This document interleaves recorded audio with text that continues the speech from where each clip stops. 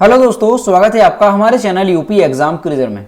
दोस्तों आज के वीडियो में हम 21 अगस्त से संबंधित उत्तर प्रदेश करंट अफेयर और इसके अलावा यूपी एग्जाम्स के लिए मोस्ट इंपॉर्टेंट करंट अफेयर की क्वेश्चंस को डिस्कस करेंगे और हर एक क्वेश्चन से रिलेटेड आपको फैक्ट भी बताएंगे।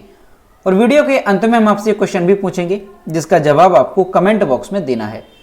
और अगर आपको इसकी PDF डाउनलोड करनी है तो इसकी PDF आप हमारे टेलीग्राम ग्रुप से डाउनलोड कर सकते हैं। टेलीग्राम ग्रुप की लिंक आपको वीडियो को डिस्क्रिप्शन में मिल जाएगी।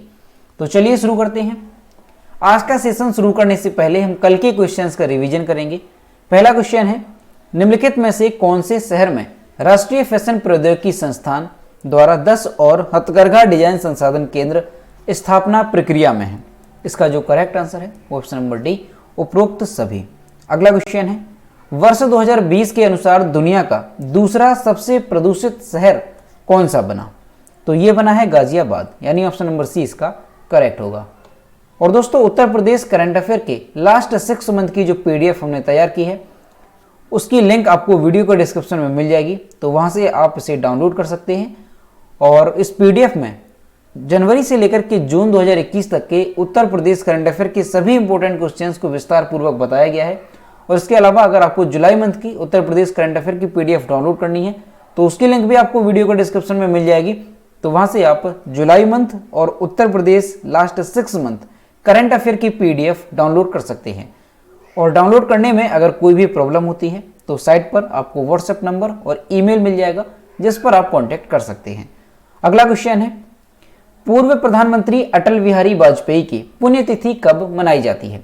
इसका जो करेक्ट आंसर है वो ऑप्शन नंबर डी, 16 अगस्त को। अगला क्वेश्चन है, अंतर्राष्ट्रीय मुद्रा कोष IMF ने तालिबान के कब्जे के बाद किस देश को सभी वित्तीय मदद रोक दी है? तो अफगानिस्तान को IMF ने सभी वित्तीय मदद रोक दी है, यानी ऑप्शन नंबर बी इसका करेक्ट होगा। अगला क्वेश्चन है, हाल ही में किस राज्य सरकार ने प्रदेश में गोरख धंधा शब्द के इस्तेमाल पर प्रतिबंध लगा दिया है? इसका जो करेक्ट आंसर है वो ऑप्शन नंबर डी, हरियाणा ने। अगला क्वेश्चन है, विश्व फोटोग्राफी दिवस निम्न में से किस दिन मनाया जाता है? इसका जो करेक्ट आंसर है वो ऑप्शन नंबर सी, 19 अगस्त को। अगला क्वेश्चन है, जियो मम्मी फिल्म फेस्टिवल की अध्यक्ष पद पर किसे नियुक्त किया गया? इसका जो करेक्ट आंसर है वो option number A, Priyanka Chopra को। अगला क्वेश्चन है, जाम्बिया देश के नए राष्ट्रपति कौन बने? इसका जो करेक्ट आंसर है वो ऑप्शन नंबर बी, हैकेंडे हिचिलोमा। अगला क्वेश्चन है, एमवे इंडिया ने किस खिलाड़ी को अपना ब्रांड एम्बेसडर नियुक्त किया? इसका जो करेक्ट आंसर है वो option number D, Mirabai Chanu को। अब दोस्तों शुरू करते हैं आज का सेशन। आज का पहला क्वेश्चन है, किस राज्य ने चालू वित्त वर्ष 2021-22 के लिए अपना पहला अनुपूरक बजट अगस्त 2021 में विधानसभा में पेश किया? इसका जो करेक्ट आंसर है वो ऑप्शन नंबर सी, उत्तर प्रदेश ने। उत्तर प्रदेश सरकार ने चालू वित्त वर्ष 2021-22 के लिए अपना पहला अनुपूरक बजट 18 अगस्त 2021 को विधानसभा में पेश किया। सरकार ने फरवरी 2021 में 5,50,000 करोड़ रुपए से अधिक का आम बजट पेश किया था। उत्तर प्रदेश विधानमंडल का संक्षिप्त 5 दिवसीय मानसून सत्र 17 अगस्त 2021 को शुरू हुआ। तो दोस्तों आपको ध्यान रखना है कि उत्तर प्रदेश सरकार ने वित्त वर्ष 2021-22 के लिए अपना पहला अनुपूरक बजट 18 अगस्त 2021 को विधानसभा में पेश किया। अगला क्वेश्चन है, निम्नलिखित में से किसका बाजार पूंजीकरण अगस्त 2021 में पहली बार 3 ट्रिलियन रुपए पर पहुंच गया है? इसका जो करेक्ट आंसर है वो option number B, HCL technologies. HCL technologies का बाजार पूंजीकरण यानी मार्केट कैप अगस्त 2021 में पहली बार 3 लाख करोड़ रुपए पहुंच गया। टाटा कंसल्टेंसी सर्विसेज यानी TCS, इन्फोसिस और विप्रो के बाद यह उपलब्धि प्राप्त करने वाली यह चौथी भारतीय IT फर्म बन गई है। HCL टेक के शेयरों ने इंट्राडे ट्रेड में BSE पर 2% की बढ़त के साथ शेयरों की कीमत 1118.55 रुपए की नई रिकॉर्ड ऊंचाई प्राप्त की। TCS और इन्फोसिस के बाद HCL टेक राजस्व के हिसाब से तीसरी सबसे बड़ी भारतीय IT सेवा कंपनी है। तो दोस्तों आपको ध्यान रखना है कि जो HCL टेक्नोलॉजीज कंपनी है ये बाजार पूंजीकरण में पहली बार 3 लाख करोड़ रुपए पर पहुंच गई है। और ये जो HCL टेक्नोलॉजीज कंपनी है ये TCS, इन्फोसिस और विप्रो के बाद यह उपलब्धि हासिल करने वाली चौथी भारतीय आईटी फर्म बन गई है। और दोस्तों जो SCL टेक्नोलॉजीज है इसका हेडक्वार्टर कहाँ पर है? तो दोस्तों आपको ध्यान रखना है कि जो SCL है, SCL इसका हेडक्वार्टर कहाँ पर स्थित है? इसका हेडक्वार्टर है उत्तर प्रदेश के नोएडा में स्थित। अगला क्वेश्चन है, हाल ही में आवास और शहरी मामलों के मंत्रालय ने प्रधानमंत्री आवास योजना शहरी के तहत केंद्रीय मंजूरी और निगरानी समिति की 55वीं बैठक में कितने घरों के निर्माण के प्रस्ताव को मंजूरी दी है? इसका जो करेक्ट आंसर है वो ऑप्शन नंबर डी 16,488। आवास और शहरी मामलों के मंत्रालय ने प्रधानमंत्री आवास योजना शहरी के तहत केंद्रीय मंजूरी और निगरानी समिति की 55वीं बैठक में 16,488 घरों के निर्माण के प्रस्तावों को मंजूरी दी है।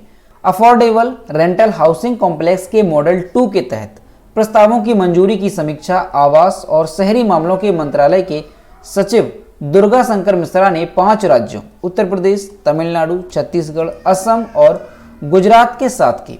शहरी प्रवासियों और गरीबों के लिए सिंगल बेडरूम और डबल बेडरूम यूनिट और डॉर्मेट्री बेड सहित कुल 59,350 यूनिट को मंजूरी दी गई है। तो आपको ध्यान रखना है कि आवास और शहरी मामलों के मंत्रालय ने प्रधानमंत्री आवास योजना शहरी के तहत कितने घरों के निर्माण के प्रस्तावों को मंजूरी दी है? तो 16,488 घरों के निर्माण को। और अफोर्डेबल रेंटल हाउसिंग कॉम्प्लेक्स के मॉडल 2 के तहत प्रस्तावों की मंजूरी की समीक्षा जो है वो किसने की है? तो आवास और शहरी मामलों के मंत्रालय के सचिव दुर्गा शंकर मिश्रा ने 5 राज्यों उत्तर प्रदेश, तमिलनाडु, छत्तीसगढ़, असम और गुजरात के साथ की है। अगला क्वेश्चन है, हाल ही में समुद्र के भीतर ज्वालामुखी विस्फोट ने किस देश में एक नया भूभाग बनाया है? इसका जो करेक्ट आंसर है वो ऑप्शन नंबर डी जापान। समुद्र के भीतर ज्वालामुखी विस्फोट ने जापान में एक नया भूभाग बना दिया है। इससे जापानी द्वीप समूह बनाने वाले 6,000 से अधिक द्वीपों को टोक्यो के दक्षिण में लगभग 1200 किलोमीटर का एक नया अतिरिक्त भूभाग मिला है। यह द्वीप प्राकृतिक रूप से प्रशांत महासागर में बना है। नया द्वीप अर्धचंद्राकार है और इसका व्यास लगभग 1 किलोमीटर है। इस क्षेत्र में कुछ द्वीप 1904, 1914 और 1986 में इसी तरह बने थे, लेकिन कटाव के कारण सभी गायब हो गए हैं। तो दोस्तों ये क्वेश्चन इंपॉर्टेंट है, आपको अच्छे से ध्यान रखना है कि समुद्र के भीतर ज्वालामुखी विस्फोट ने जापान में एक नया भूभाग बनाया है और ये किस महासागर में बनाया गया है? तो प्रशांत महासागर में बना है। ये भी यहाँ पर आपको ध्यान रखना है। और ये जो द्वीप है ये लगभग कितने किलोमीटर का है? तो लगभग 1200 किलोमीटर का ये द्वीप है। अब ये जो द्वीप है ये जापान में प्राकृतिक रूप से बना है। तो जापान की राजधानी क्या है? टोक्यो जापान की राजधानी है। जापान की मुद्रा क्या है? तो जापानीज येन जापान की मुद्रा है। और जापान के प्रधानमंत्री कौन है? तो योशिहिदे सुगा जापान के प्रधानमंत्री हैं। अगला क्वेश्चन है, rating agency India ratings and research ने वर्ष 2021-22 के लिए भारत की आर्थिक विकास दर का अनुमान कितने प्रतिशत लगाया है? इसका जो करेक्ट आंसर है वो ऑप्शन नंबर सी 9.4% का। Rating agency India ratings and research ने चालू वित्त वर्ष में जीडीपी वृद्धि के अपने अनुमान को संशोधित कर 9.4% कर दिया है। एजेंसी ने कोविड की दूसरी लहर, बढ़ता निर्यात और पर्याप्त वर्षा के बीच आश्चर्यजनक रूप से आर्थिक गतिविधियों में तेजी को देखते हुए अपने अनुमान को संशोधित किया है। इंडिया रेटिंग्स एंड रिसर्च ने इससे पहले दिसंबर 2021 तक ज्यादातर युवाओं का टीकाकरण होने की स्थिति में 9.6% और मार्च 2022 तक टीकाकरण होने पर अर्थव्यवस्था में 9.1% की वृद्धि का अनुमान जताया था। तो अभी हाल ही में rating agency India ratings and research ने जीडीपी में वृद्धि के लिए अपने अनुमान को संशोधित किया है और अब जो है जीडीपी में वृद्धि का कितना अनुमान लगाया गया है? तो 9.4% का ये अनुमान यहाँ पे लगाया गया है। अगला क्वेश्चन है, हाल ही में किस देश ने संयुक्त राष्ट्र यानी यूएन के सहयोग से दुनिया भर में काम कर रहे शांति सैनिकों की सुरक्षा सुनिश्चित करने के लिए एक प्रौद्योगिकी मंच शुरू किया है? इसका जो करेक्ट आंसर है वो ऑप्शन नंबर डी भारत। हाल ही में भारत ने संयुक्त राष्ट्र यूएन के सहयोग से दुनिया भर में काम कर रहे शांति सैनिकों की सुरक्षा सुनिश्चित करने के लिए एक प्रौद्योगिकी मंच शुरू किया है। यूनाइट अवेयर प्लेटफॉर्म का शुभारंभ तब हुआ जब भारत ने अगस्त माह के लिए 15 देशों वाले संयुक्त राष्ट्र सुरक्षा परिषद की अध्यक्षता ग्रहण की। इस परियोजना का उद्देश्य विषम खतरों का पता लगाने हेतु आधुनिक निगरानी प्रौद्योगिकी के प्रभाव को प्रदर्शित करना है। तो दोस्तों आपको ध्यान रखना है कि भारत ने संयुक्त राष्ट्र के सहयोग से दुनिया भर में काम कर रहे शांति सैनिकों की सुरक्षा सुनिश्चित करने के लिए एक प्रौद्योगिकी मंच शुरू किया है। और किस प्लेटफॉर्म का शुभारंभ किया गया है? तो यूनाइट अवेयर नाम का जो प्लेटफॉर्म है उसका शुभारंभ किया गया है। अब दोस्तों यहाँ पर संयुक्त राष्ट्र है, संयुक्त राष्ट्र के बारे में थोड़ा जानते हैं। तो संयुक्त राष्ट्र की स्थापना कब हुई थी? तो आपको अच्छे से ध्यान रखना है 24 अक्टूबर 1945 को। कब? 24 अक्टूबर 1945 को संयुक्त राष्ट्र यानी यूनाइटेड नेशन की स्थापना हुई थी। और इसकी स्थापना कहाँ पर हुई थी? तो सैन फ्रांसिस्को, कैलिफोर्निया, संयुक्त राज्य अमेरिका में इसकी स्थापना हुई थी। जगह भी आपको अच्छे से ध्यान रखनी है। और मुख्यालय इसका कहाँ पर है संयुक्त राष्ट्र का? तो संयुक्त राष्ट्र का मुख्यालय है न्यूयॉर्क में, संयुक्त राज्य अमेरिका में। और ये जो संयुक्त राष्ट्र है इसका काम क्या होता है? तो इसका जो उद्देश्य है वो यह है कि अंतर्राष्ट्रीय कानून को सुविधाजनक बनाने के सहयोग, अंतर्राष्ट्रीय सुरक्षा, आर्थिक विकास, सामाजिक प्रगति, मानव अधिकार और विश्व शांति के लिए इसका कार्य करना, यही इसका उद्देश्य है। अगला क्वेश्चन है, हाल ही में माकी काजी का निधन हो गया, उन्हें किस खेल के गॉडफादर के रूप में जाना जाता था? इसका जो करेक्ट आंसर है वो ऑप्शन नंबर बी, सुडोकू। और यहाँ पर आप इमेज में देख सकते हैं, ये हैं सुडोकू के गॉडफादर माकी काजी। नंबर पहली सुडोकू के निर्माता माकी काजी का अगस्त 2021 में निधन हो गया।